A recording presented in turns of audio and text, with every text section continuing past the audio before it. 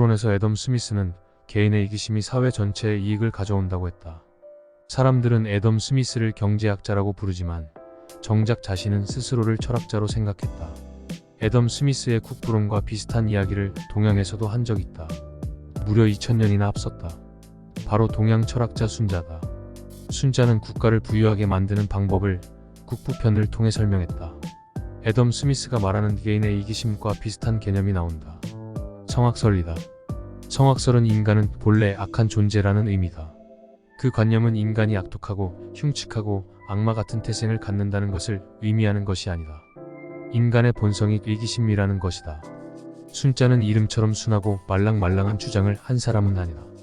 굉장히 이성적이고 합리적이며 현실적인 사람이었다. 본래 인간에게는 다듬어지지 않은 본성이 있다. 일종의 본능 같은 것을 말한다. 순자는 이런 본능을 악에 비유했고 이것을 잘 다듬어야 인간다워진다고 생각했다. 그가 얼마나 현실적인 사람인가 하면 질 나쁜 사람에게는 알려주지도 질문하지도 말라고 말한다.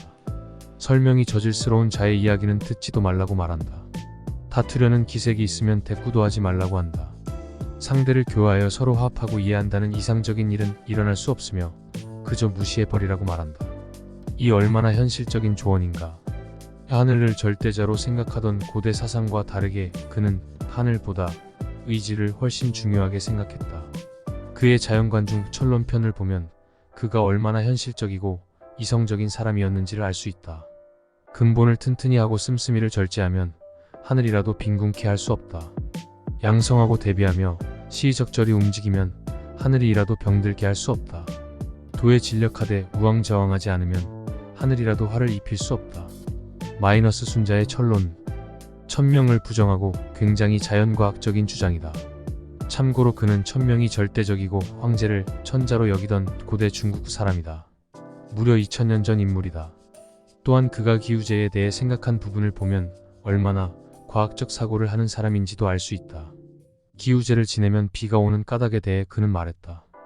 그것은 기우제와 아무 상관도 없으며 기우제를 지내지 않아도 비가 온다. 기우제란 그저 정치적 행위일 뿐이며 일종의 관례일 뿐이다. 아마 공자, 맹자의 사상에 조금 답답할 수 있는 현대인들에게 일종의 공감을 줄 수 있는 생각을 했다. 그는 사람의 본성을 잘 다스리면 생산량을 늘릴 수 있다고 여겼다. 그것은 이기심을 통해 국가 생산성을 올린다는 애덤 스미스의 국부론을 닮았다. 적절한 보상과 질책을 통해 사람의 이기심을 다루면 1년에 2번 이상 수확을 얻을 수 있다고 말하는 대목도 있다.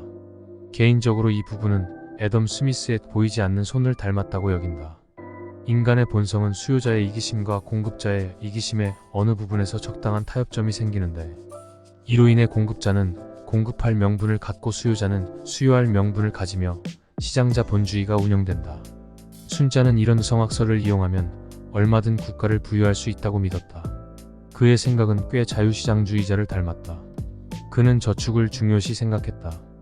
또한 세금을 가볍게 하고 관세를 없애길 종용했다. 이어 국가가 농사의 시기를 뺏지 않는 작은 정부를 주장했다.